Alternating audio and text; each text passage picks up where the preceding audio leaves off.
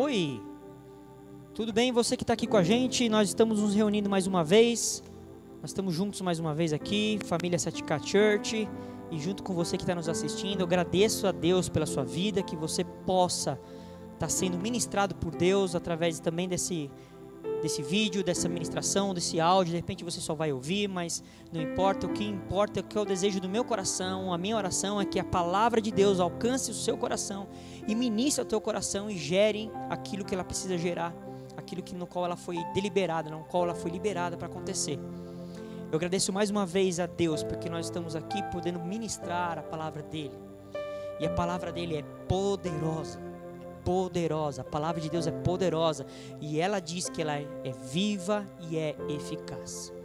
E mais uma vez eu peço a Deus que o Espírito de Deus possa estar dirigindo a minha vida, para que eu possa ministrar aquilo no qual Deus estabeleceu. E eu queria começar lendo hoje aqui, lá no livro de Números, o livro de Números, no capítulo 14, eu vou ler a partir do verso 11, Números, capítulo 14, a partir do verso 11, olha o que está escrito lá em Números 14, 11, eu vou ler na tradução, na nova linguagem de hoje, amém? Está escrito assim: o Senhor Deus disse a Moisés: até quando esse povo vai me rejeitar? Até quando não vão crer em mim? Embora eu tenha feito tantos milagres entre eles, vou mandar uma epidemia para acabar com eles. Porém farei com que os descendentes de vocês sejam um povo maior e mais forte do que eles. Verso 13. Mas Moisés respondeu ao Senhor: com teu poder tiraste do Egito esta gente. Quando os egípcios souberem do que vais fazer com este povo, eles contarão isso aos moradores dessa terra. Esses já sabem que tu, ó Senhor Deus, estás com a gente e que és visto claramente quando a tua nuvem para sobre nós. Então, e sabem também que vais adiante de nós numa coluna de nuvem de dia e numa coluna de fogo de noite. Se matares o teu povo, as nações que ouviram falar a respeito da tua fama vão dizer que mataste o teu povo no deserto, porque não pudeste levá-lo para a terra que prometeu dar a ele. Agora, Senhor, eu te peço que mostre o teu poder e que faças o que prometeste quando dissestes: eu, o Senhor, tenho paciência e muita compaixão. Eu perdoo a maldade e o pecado, porém não trato o culpado como se fosse inocente. Eu faço com que o castigo dos pecados dos pais caia sobre os seus descendentes, até os bisnetos e trinetos. E agora eu te peço, ó Deus, que perdoes o pecado deste povo, de acordo com a tua grande misericórdia, como já tens feito desde o Egito até aqui. Verso 20. O Senhor Deus disse: já que você pediu, eu perdoo. Mas pela minha vida e pela minha presença gloriosa que enche toda a terra, juro que nenhum desses homens viverá para entrar naquela terra. Eles viram a minha glória e os milagres que eu fiz no Egito e no deserto. No entanto, 10 vezes puseram à prova a minha paciência e não quiseram me obedecer. Eles nunca entrarão na terra que eu jurei dar aos seus antepassados. Nenhum daqueles que me abandonaram verá aquela terra. Mas o meu servo, Caleb, tem um espírito diferente e sempre tem sido fiel a mim. Repito, verso 24. Mas o meu servo, Caleb, tem um espírito diferente e sempre tem sido fiel a mim.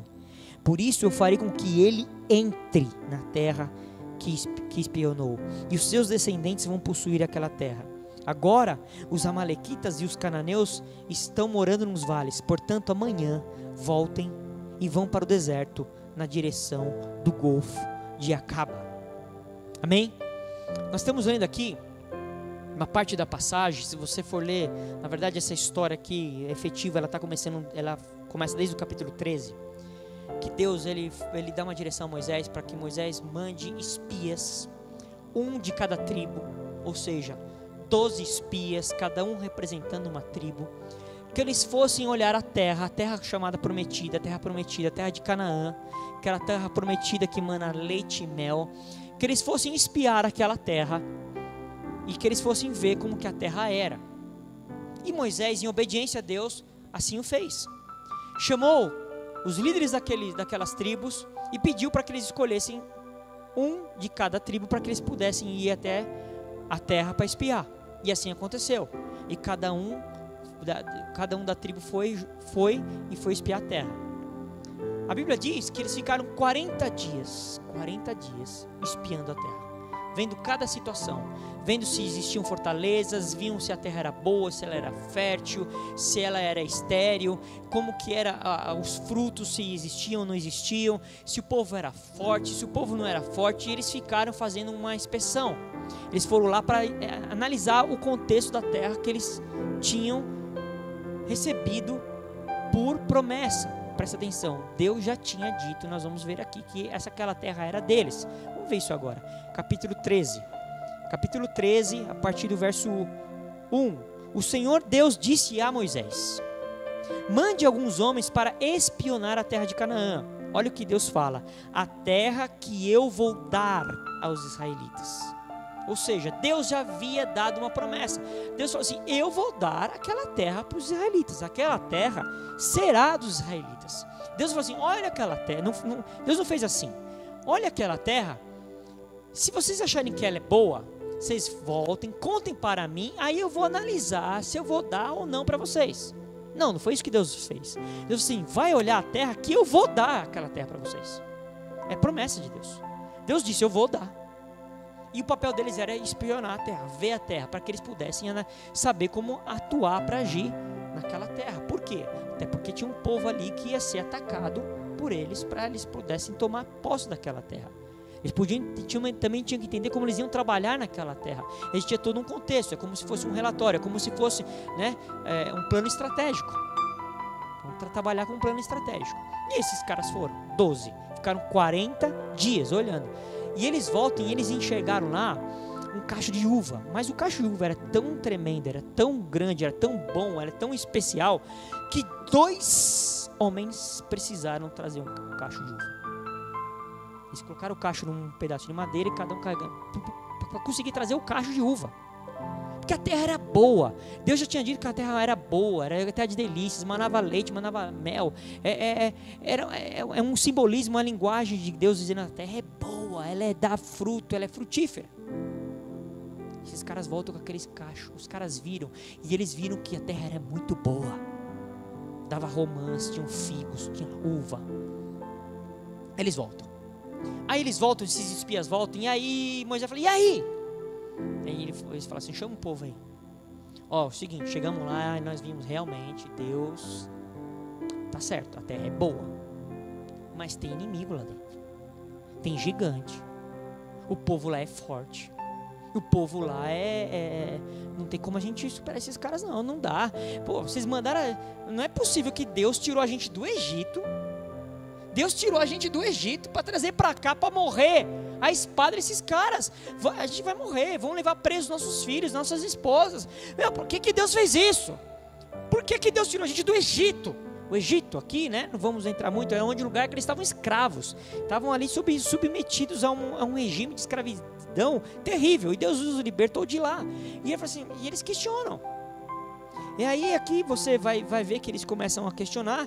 E você vai ver ali no capítulo 13, no capítulo 14, que eles começam a falar sobre isso. E aí eles começam a tratar sobre essa questão. E aí Moisés vai até Deus e fala: Deus, e aí? Olha esse povo. Aí Deus fica muito indignado. Por quê? Deus fala assim: já por 10 vezes esse povo se rebelou contra mim. Presta bem atenção, eles tinham saído do Egito, eles tinham passado a pés secos pelo Mar Vermelho, o mar inteiro se abriu, eles passaram, o pé estava seco, porque a terra ficou seca para eles passarem. Quando eles passam, o mar se fecha, porque o inimigo vinha vindo, o faraó vinha vindo com seus exércitos, fechou, matou todos eles. Esses caras vão para o exército, e lembrem de uma coisa, que nesse momento que eles vão espiar a terra, era no começo que eles estavam ali no deserto, não era já 40 anos que eu tive, né? O tal do 40 anos. Você vai entender por que aconteceu 40 anos. E esses caras olham e falam assim, Deus falou assim, agora vai olhar a terra lá que eu vou dar para vocês. E os caras voltam e falam, não é possível. Não é possível. Não tem como ganhar disso aí não. E pior não é isso. Os caras começam a defender. Caleb se posiciona. Caleb se coloca numa situação de posição. Não, vamos lá. Vamos possuir a terra. Porque a terra é boa. Ele pede a palavra no meio da congregação inteira. A congregação estava reunida. Caleb pede a palavra. E Caleb fala assim, vamos possuir a terra. A terra é boa. Deus vai nos dar. Essa terra é boa. Vamos.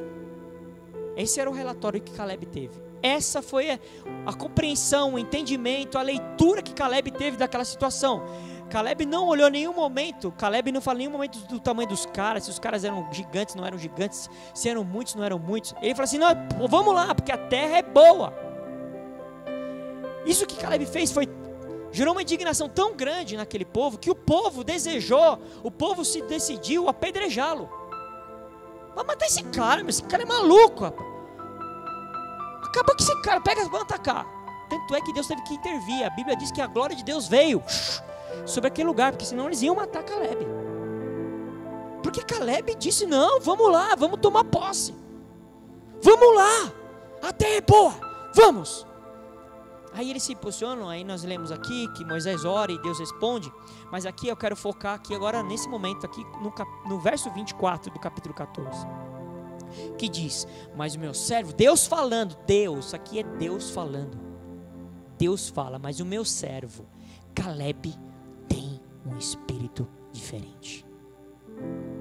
E sempre tem sido fiel a mim. Algumas traduções colocam obediente.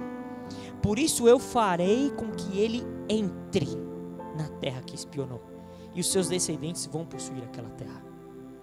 Você já imaginou Deus falando isso a seu respeito? Mas o meu servo fulano tem um espírito diferente. Eu vou dar a terra que ele espionou. Aquilo que ele viu, aquilo que ele espionou, vai ser dele. Porque Caleb tem um espírito diferente. E eu quero que já ministrar em relação a isso, porque às vezes pode ser que haja uma confusão em relação a essa palavra, um espírito diferente. Essa palavra que espírito, principalmente nesse contexto lá de números, não é espírito no seguinte de espírito aqui que a pessoa é, o espírito que habita nela, mas aqui é espírito no seguinte de mente, de mentalidade, o homem interior dele, a pessoa, a mentalidade que ele tem, é como se fosse a alma dele, aquilo que ele é como a alma dele. É a psique dele, a mente dele, o homem interior dele, a natureza, ele o que ele é o que ele pensa. E a Bíblia diz que Deus olha para ele e fala assim, esse cara tem uma mentalidade diferente, esse cara pensa diferente. O meu servo Caleb tem uma mentalidade diferente. E por que ele tem essa mentalidade diferente? Diferente de quê? Dos demais. Lembre, nós estamos aqui diante do povo de Deus. E porque ele tem diferente, ele vai entrar na terra. E aí Deus libera uma palavra de maldição. E aí fala assim, todos esses aí que se rebelaram contra mim não vão entrar na terra. Na verdade Deus, ele queria matá-los imediatamente. Deus ia mandar uma epidemia. Ou seja, a pandemia, viu? Você que está nos assistindo, não é coisa de 2020. Esse problema já existe há muito tempo. Deus ia liberar isso. Aí Moisés se coloca como um intercessor do povo. Fala assim, Deus, não faça isso. Porque se você fizer isso, os outros povos vão olhar e falar assim, tá vendo? Que Deus que é esse? Tirou vocês do Egito para matar vocês aqui, para acabar com vocês aqui. Sabe por quê? Porque ele não tem, na verdade, ele não é tão poderoso assim não. Ele não ia conseguir fazer vocês tomarem posse da terra. Então, por isso que ele fez isso com vocês, porque ele não tem esse poder. Na verdade, ele não é tudo isso que vocês estão pensando. Aí Moisés faz essa intercessão junto a Deus. Deus fala assim, ok Moisés, olha o que Deus responde. Porque você me pediu, eu vou perdoá-los. Só que é o seguinte, nenhum deles vai entrar na terra, somente Caleb e Josué, que que foram os dois que trouxeram um relatório, na verdade, correto. Primeiro Caleb se posiciona, depois Josué, ele afirma isso no texto. Quando a gente continua lendo, você vai ver que Josué tem essa postura também. Ele fala, somente Caleb, Josué, todos os outros vão morrer. E aí Deus fala assim, os 40 dias que eles ficaram espiando a terra, vai ser um simbolismo, cada dia vai representar um ano. Então eles vão ficar 40 anos no deserto, porque eles me rejeitaram. Ou seja, sabe por que o povo ficou no deserto? Porque eles rejeitaram e não entenderam o propósito de Deus. E Deus fala assim, nenhum vai. Todo homem de 20 anos para cima vai morrer. E esses seus filhos que vocês estão dizendo, vocês disseram, os inimigos vão levar nossos filhos presos. Esses filhos aí é que vão possuir a terra. Porque vocês estão falando que eles vão ficar presos, vão ficar escravos? Não vão não, eles vão possuir a terra. Então todo homem daquela geração de 20 anos para cima, todos morreram. Deus esperou 40 anos para acabar com a geração inteira. 40 anos é um símbolo de um fim de um ciclo. 40 sempre tem essa forma de linguagem. Eu não quero muito entrar aqui para a gente não se desviar daquilo que Deus tem para nós, mas precisava passar 40 anos para mudar uma mentalidade de uma geração inteira. Porque se fosse antes, eles iam entrar na terra com a mesma mentalidade. Deus não queria dar uma terra, Deus queria mudar a mentalidade deles, porque a mentalidade do povo era uma mentalidade de escravo. E Deus estava dizendo assim, eu estou trazendo para vocês liberdade, estou trazendo para vocês graça, estou trazendo para vocês relacionamento, eu estou trazendo para vocês frutificação. Vocês não estão entendendo. Tanto é que no deserto Deus os alimentava, todo dia vinha o maná, eles comiam com o maná que Deus dava sobre eles. E depois lá na frente, quando Moisés morre, Josué começa a tomar posse ali do lugar que Deus prometeu. Logo quando eles começa a tomar essa postura, a Bíblia diz que Deus para de enviar o maná. Sabe por quê? Porque no lugar da promessa é o lugar que você tem que trabalhar para Deus. Quando você entra na terra, no tempo dele, é o tempo do trabalho. O maná parou, nunca mais veio o maná. Eles tinham que, a própria terra era a promessa era isso. Mas voltando aqui, Caleb teve uma postura diferente. Sabe, lá em Hebreus capítulo 3, verso 10, lá em Hebreus capítulo 3, falando dessa situação, o escritor do livro de Hebreus fala assim, por isso, me indignei com essa geração, e disse, estes sempre erram no coração, eles também não conheceram os meus caminhos. Isso aqui é o escritor de Hebreus está falando do povo lá na época, essa época que nós estamos tratando aqui com Moisés e o povo para entrar na terra. Ele falou assim, era aquela geração eu me indignei com ela. Por quê? Porque eles erram no coração. O coração deles é equivocado, é errado. O que essa palavra no original significa? Essa palavra erram no coração, errar, significa desviar o caminho, desviar do caminho reto, é descaminhar da verdade, conduzir ao erro, se enganar, induzir ao erro, ser desviado da virtude, perder-se, pecar. Ou seja, essa geração que Deus teve que eliminar para que a nova geração pudesse vir com uma mentalidade correta, eles tinham o coração equivocado, e o coração que erra é um coração que se desvia do que é correto, do que é certo. Essa geração, Deus finalizou com ela, acabou, todos morreram no deserto. Por quê? Se rebelaram contra Deus. Como assim se rebelaram contra Deus? Deus disse que ia fazer uma coisa, eles duvidaram. Eles não creram. Eles duvidaram de Deus. Deus falou assim, eu vou dar a terra, mas eles não acreditaram.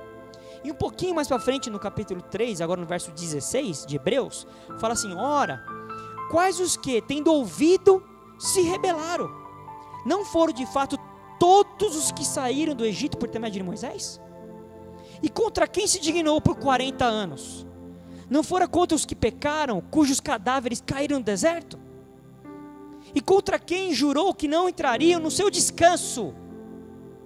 Senão contra os que foram desobedientes.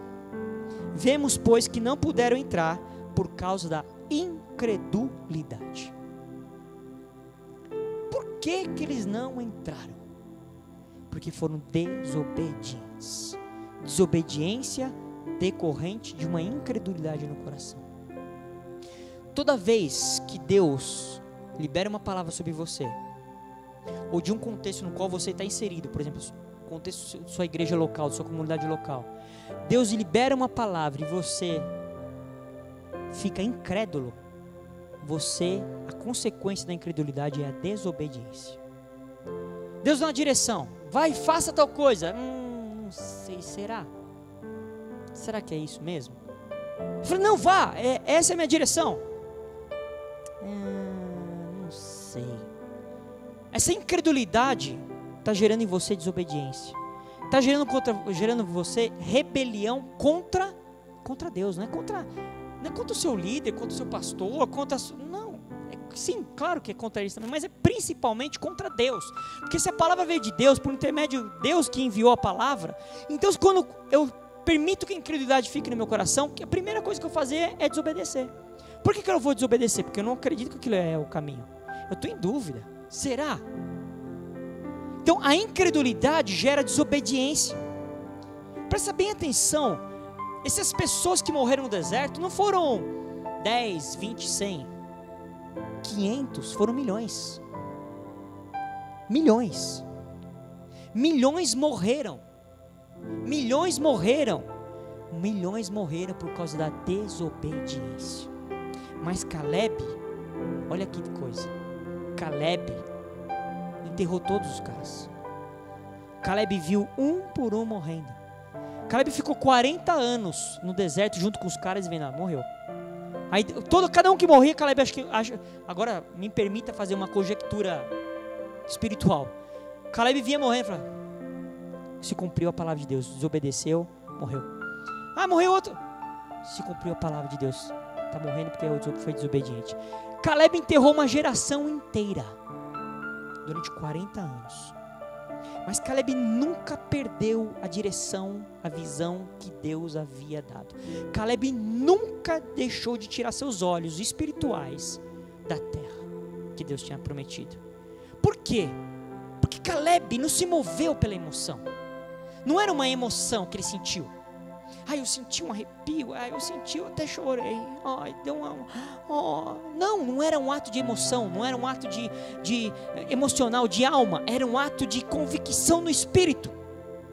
Era uma convicção de espírito. Por quê? Porque nenhuma emoção consegue persistir durante 40 anos. Você não consegue se manter durante tanto tempo movido e segurado por uma emoção. Não tem como. A nossa alma não consegue nos sustentar tanto tempo assim. Se fosse pela emoção, pela empolgação, pelo ímpeto de alma, ele não duraria 40 anos. Vendo morrer. Morria aqui, morria da sua tribo, porque Caleb era da tribo de Judá. Morria da tribo de Judá, morria da tribo de Benjamim, morria. Não, ele falava, uau, está se cumprindo. Eu até imagino que Caleb pensava assim, morre logo, porque eu quero entrar. Porque enquanto estiverem vivos, eu não entro. Me permita essa conjectura. E aí, acontece isso, porque nenhuma emoção consegue persistir, não consegue durar durante tanto tempo de caos externo, porque olha bem a situação que Caleb se encontrou. Caleb queria entrar, mas os caras falaram não, e Caleb teve que esperar. Caleb teve que esperar 40 anos, não por causa dele, por causa dos demais. Existia um caos externo absurdo, porque eles estavam no deserto. Eles estavam no deserto, e ele via dia após dia, morrendo. Era um caos total externo. Caleb via isso, e ele não se abalava, ele não se titubeava, ele não ficava emocionalmente abaladinho, não, ele ficava firme, esperando que Deus ia cumprir aquilo que havia prometido. 40 anos. Às vezes você não consegue esperar 4 meses, 4 dias, 40 dias, 40 anos, ele aguardou. Por quê? Porque ele decidiu, o coração dele, crer, obedecer, como Deus falou, porque ele foi fiel a mim, foi obediente, porque ele foi fiel, ele vai entrar, porque permaneceu fiel, ele vai entrar na terra. só entra na terra os obedientes, os fiéis.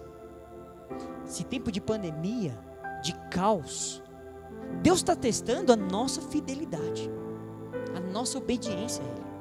Quem que você está ouvindo? Qual voz que você está dando eco no seu coração? É aquilo que Deus fala ou que o mundo está falando? Quem que você está obedecendo? Essa é a questão desses tempos. Essa é a questão desses tempos.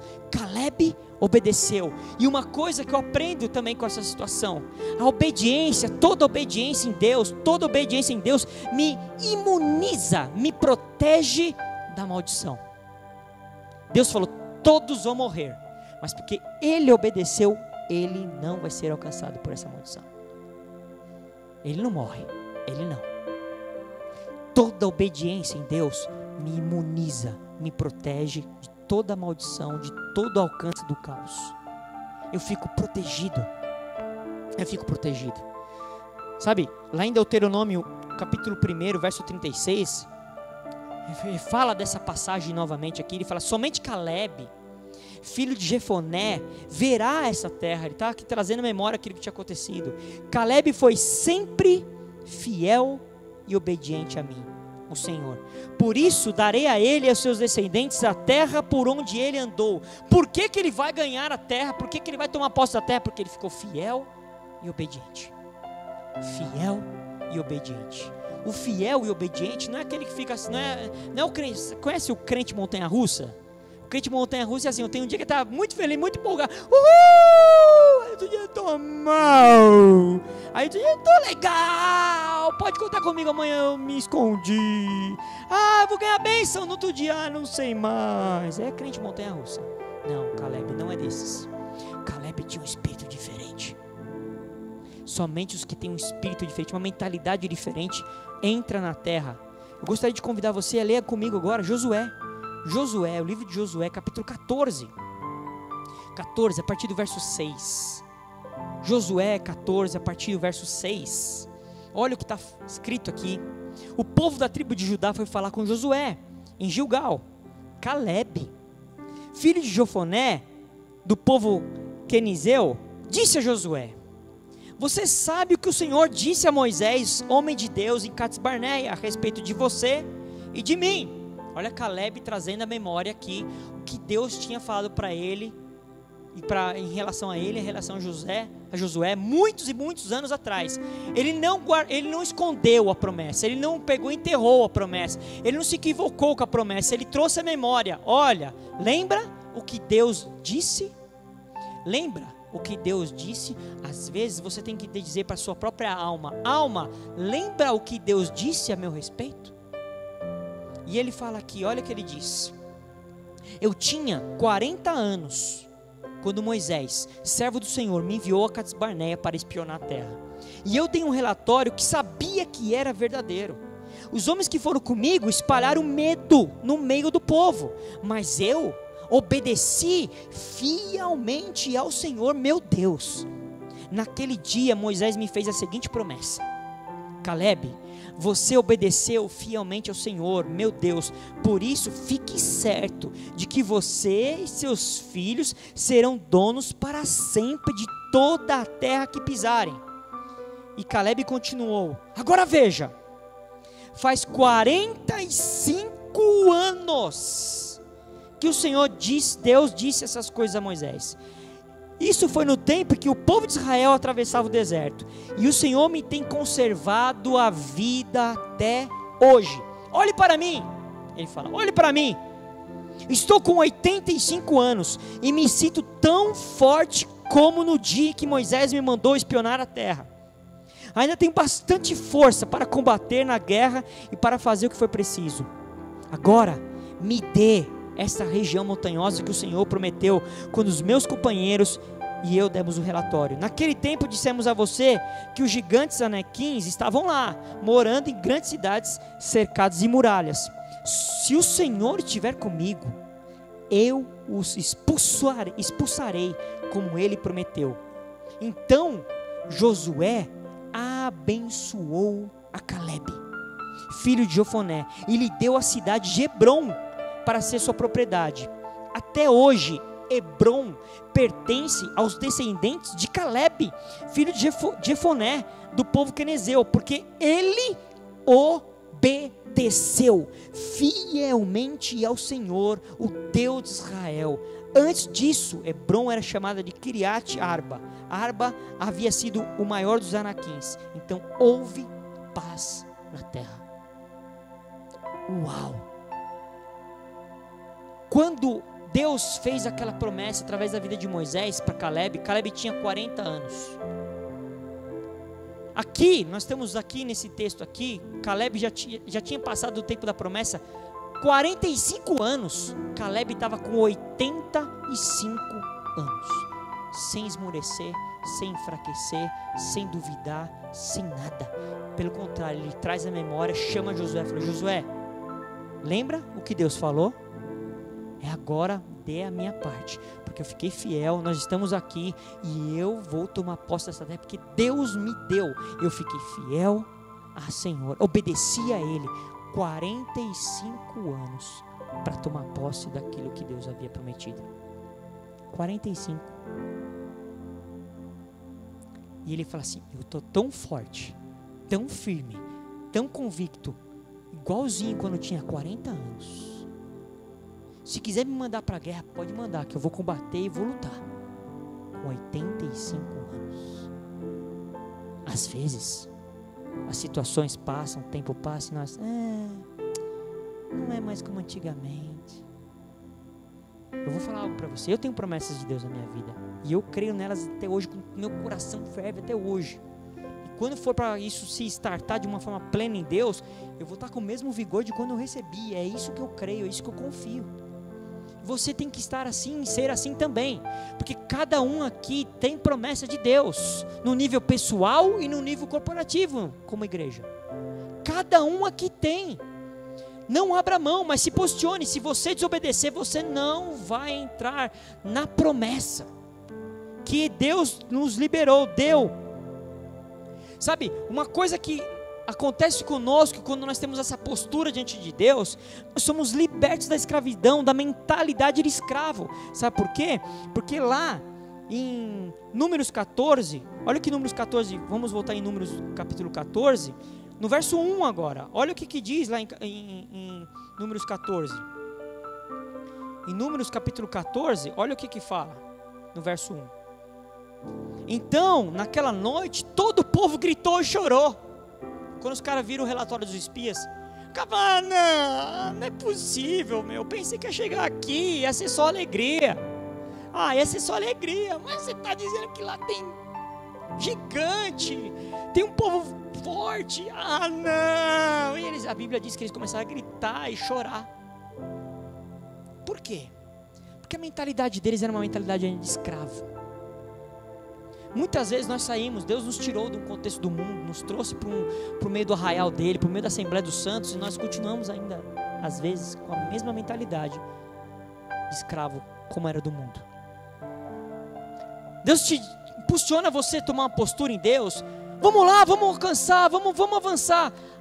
Não, cara, essa cidade é tão difícil de alcançar. O povo aqui não quer nada com Deus. Eu vou ter que estudar mais, eu vou ter que me dedicar mais, eu vou ter que me...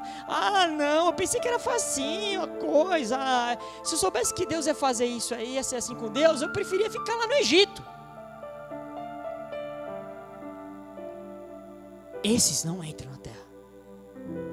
Não entram. Quem tem essa mentalidade se desespera diante das situações. E a consequência do desespero, a consequência do pavor, a consequência disso é sempre murmuração. Olha o que acontece no verso 3. Olha o que eles falam aqui. Vou ler o 2. Todos os israelitas reclamaram contra Moisés e Arão e disseram: seria melhor se tivéssemos morrido no Egito, ou mesmo no deserto. Porque será que o Senhor Deus nos trouxe para essa terra? Nós vamos ser mortos na guerra, e as nossas mulheres, nossos filhos vão ser presos. Seria melhor voltarmos para o Egito. Sabe o que é isso? Murmuração, reclamação, murmuração. Tá doido esse Moisés aí, meu? Esse cara está doido, está querendo que a gente ore mais, que a gente busque a Deus mais, que a gente busque a palavra, que a gente trabalhe, que a gente sirva, que a gente funcione. Ah, meu, se eu soubesse que era assim, eu tinha ficado lá onde eu estava, lá. Não dá, meu, vai ter muito difícil, eu vou ter que enfrentar situações, eu vou ter que deparar com situações de confronto, com o inimigo, vão ter pessoas que Deus vai trazer para tratar e vão vir cheio de carrapichos, eu vou ter que tirar disso. Ah, não dá, difícil, assim eu não brinco mais. Ah, não brinco, vou mais brincar, não brinco mais, devolve meu brinquedo. Toda situação de que nós não entendemos, que nós não temos uma mentalidade diferente segundo Deus, isso gera desespero em nós, pânico, pavor, e a consequência é murmuração. Toda murmuração é um repúdio quanto àquilo que Deus tem para nós. Toda vez que nós murmuramos, nós estamos repudiando aquilo que Deus está fazendo conosco.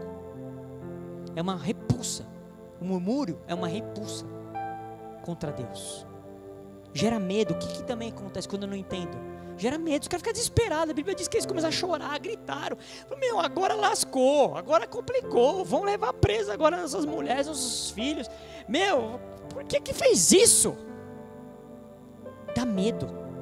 Quando você não entende o contexto no qual você está inserido, no qual contexto que Deus está te impulsionando, você gera medo.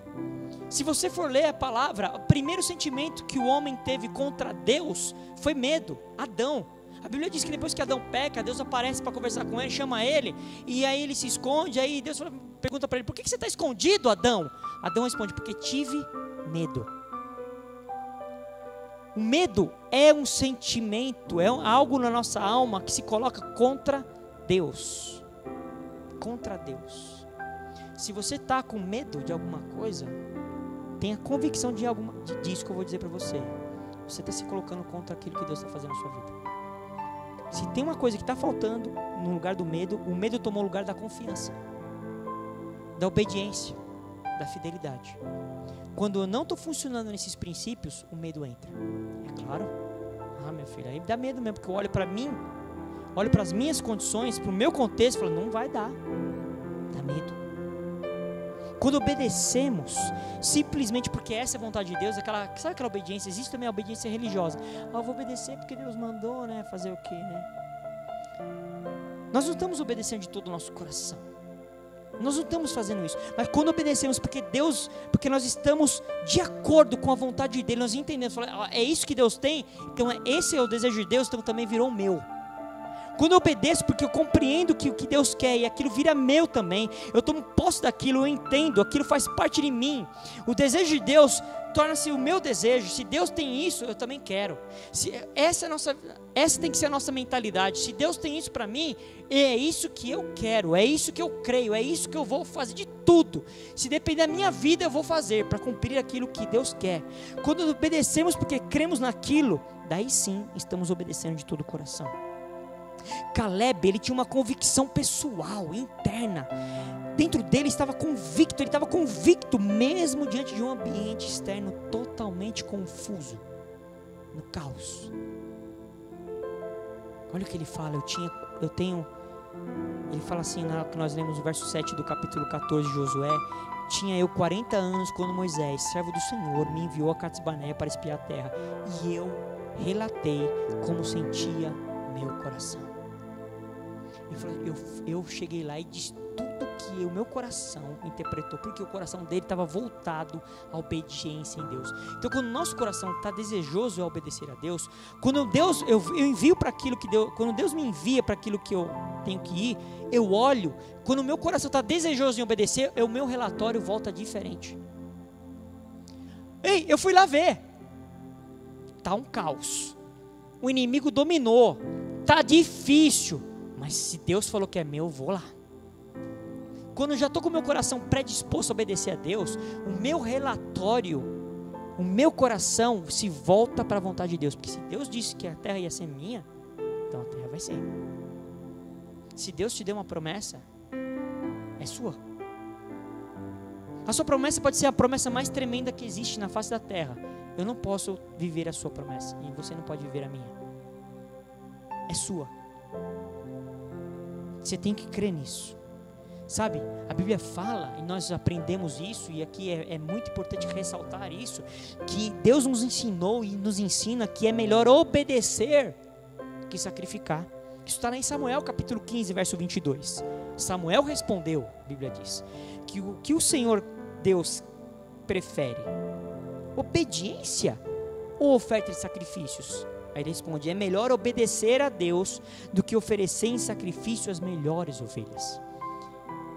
Deus não está muito se importando com o seu sacrifício natural. Ah, mas eu vou lá, eu limpo, ajudo, tudo na alma, tudo no natural. Deus quer saber sobre a sua obediência. Sua obediência. Eu lembro uma vez, eu escutei uma parábola, uma história com ele, que uma vez um senhor chegou para o servo dele e falou assim, olha, eu vou sair, eu vou verificar como que estão as coisas ali na fazenda.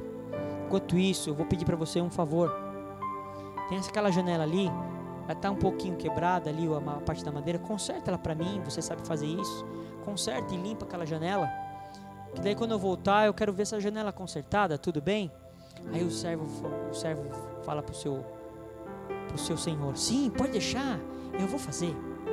E aquele senhor sai de manhã, e quando ele retorna no final do dia, aconteceu uma coisa. Por quê? Porque o servo dele pensou assim, eu vou aproveitar que ele não está aqui, eu vou limpar a mesa, eu vou arrumar a cozinha, eu vou dar um jeito aqui nas cadeiras, eu vou arrumar o banheiro, eu vou limpar tal coisa. E ele começou a fazer, se empolgar, e acabou o dia, ele esqueceu de arrumar a janela e limpar a janela.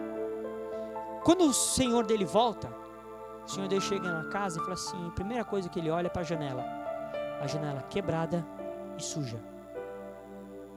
Ele fala para o servo dele assim, ei, por que você não me obedeceu? Eu não queria que você fizesse todo esse sacrifício aqui que você fez. Eu só queria que você arrumasse e limpasse a janela. Às vezes nós nos equivocamos tanto, pensando que estamos fazendo o melhor, o certo, e nem sempre é aquilo que Deus tem para nós. E tem uma coisa que é muito importante nós compreendermos quando nós estamos funcionando no nível da desobediência. Porque em Efésios capítulo 2, no verso 2, diz assim, nos quais outrora andastes, segundo o curso deste mundo, segundo o príncipe das potestades do ar, do espírito que agora opera nos filhos da desobediência. Ou seja, todo aquele que anda, que é filho, que é gerado, que anda no princípio da desobediência, a Bíblia diz aqui, a Bíblia afirma que essa pessoa está debaixo do domínio de Satanás. Domínio de Satanás, os desobedientes estão debaixo do domínio de Satanás. O príncipe das potestades do ar é Satanás. Do espírito que agora governa, que agora opera nos filhos da desobediência. Toda desobediência tem uma ligação com Satanás. Satanás está operando, reinando, governando sobre a desobediência. A desobediência é governada por Satanás. A obediência é governada por Deus.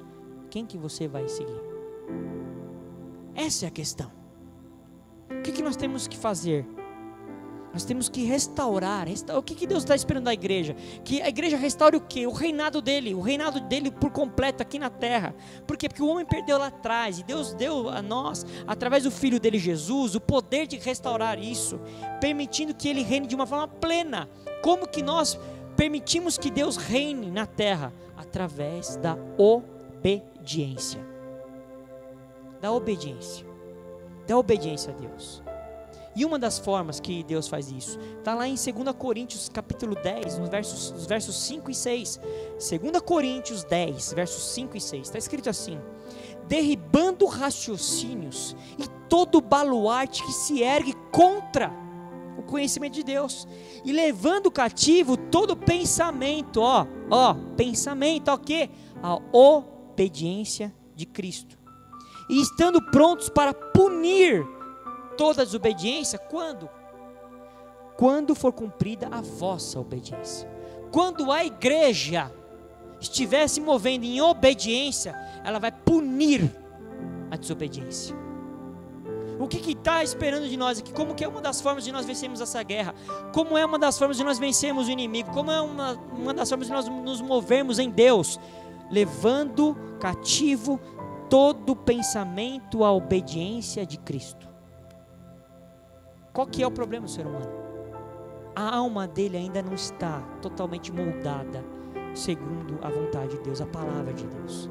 Então a alma fica solta, a alma fica dominante, é a alma que domina, a alma está dominante, a alma que os pensamentos do ser humano, não o espírito que é conduzido pelo Espírito de Deus.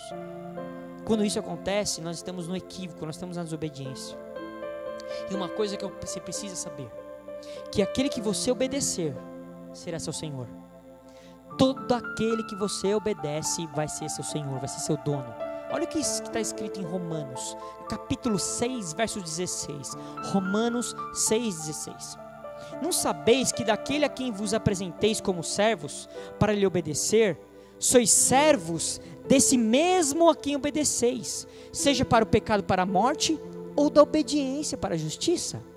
Ou seja, eu sou servo, eu sou conduzido por aquele que obedecer. Aquele que obedecer vai ser meu Senhor. A Bíblia diz que se você obedecer para o pecado, o pecado vai ser seu Senhor, ele vai te conduzir para a morte. Agora, se você for obediente a Deus, ele vai te conduzir para a justiça dele, porque nele nós temos uma justiça, a justiça dele nos tira da condenação. A justiça de Deus nos tirou da condenação, porque não há mais condenação para todos aqueles que estão em Cristo Jesus. Então, quem é aquele a quem obedecer? Se eu obedecer a minha alma, estou obedecendo ao pecado. O pecado vai ser meu Senhor. Agora, se eu obedecer a Deus, Ele vai me conduzir. Então, como que o reino vai ser estabelecido pela obediência? A obediência a Deus também é uma demonstração, é uma evidência de um sincero amor que eu tenho por Ele. A Bíblia diz lá em 1 João, capítulo 2, a partir do verso 3, que assim, que nos diz que, sabemos que temos conhecido, nós sabemos que o temos conhecido por isto, se guardamos, se obedecemos os seus mandamentos. Aquele que diz, eu conheço e não guarda, não obedece os seus mandamentos, é mentiroso, e nele não está a verdade. Aquele que fala que obedece a Deus, que ama a Deus, mas não obedece a Ele, é mentiroso. Aquele que não guarda os mandamentos, guardar aqui é guardar no sentido de obedecer, obediência, obedece aos mandamentos. E aqui os mandamentos, meu amado, minha amada, não são os 10 mandamentos que Deus está tratando aqui, não é a lei mosaica, são os mandamentos de Cristo, o Evangelho, as boas novas. Aquele que obedece, esse sim é dele. E a Bíblia diz que aquele que não faz isso é mentiroso. A única coisa que para o reino de Deus é a desobediência do homem. A desobediência do homem faz o reino de Deus parar. Mas Deus não é soberano? Sim, Deus é soberano, mas Ele não vai contra os princípios dEle. Ele não quer dominar a terra pela força, metendo o pé acabou. Não, Deus não vai fazer assim. Deus, Ele quer que os filhos obedeçam. E a obediência estabelece o reino, mas a desobediência para o reino. Para o reino. Para o reino.